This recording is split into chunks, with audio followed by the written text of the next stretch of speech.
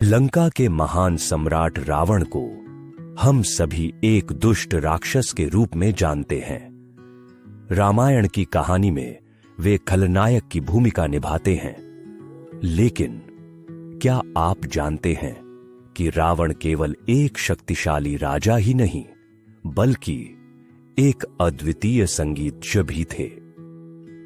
रावण की संगीत साधना और वीणा वादन की कला उनकी पहचान का एक ऐसा पहलू है जिसे अक्सर अनदेखा कर दिया जाता है।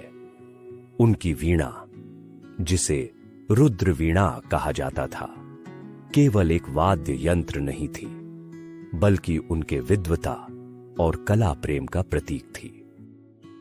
रावण केवल एक शक्तिशाली राजा नहीं थे, वे एक महान विद्वान, कवि, संगीतज्ञ और वैद्य भी थे। संस्कृत, तमिल और अन्य कई भाषाओं के ज्ञाता रावण की सबसे बड़ी उपलब्धि संगीत के क्षेत्र में उनका अद्वितीय कौशल था। कहा जाता है कि रावण ने अपनी वीणा के मधुर स्वरों से भगवान शिव को भी प्रसन्न किया था। उनकी रुद्र वीणा शिव भक्ति का प्रतीक थी और यह विशेष वीणा उनके शरीर के अंगों से बनी थी, जो उनकी तपस्या और समर्पण का अद्वितीय उदाहरण है।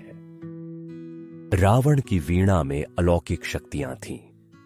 जब रावण वीणा बजाते थे तो प्रकृति भी उनके संगीत के साथ नृत्य करने लगती थी।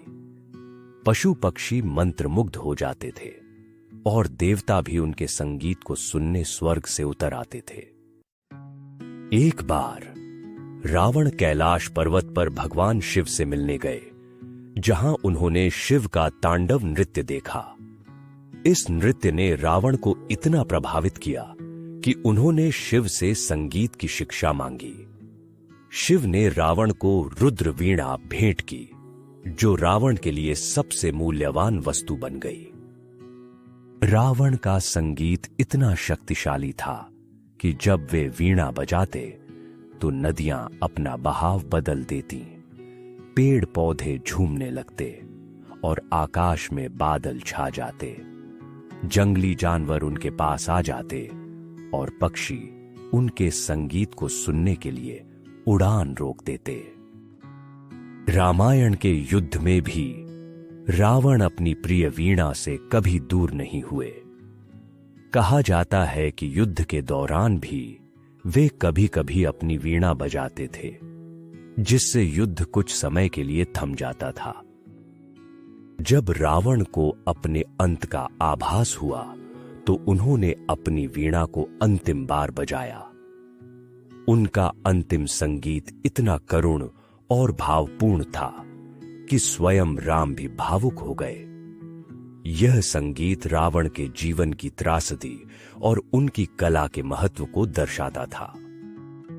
आज भी रावण की संगीत कला की विरासत जीवित है।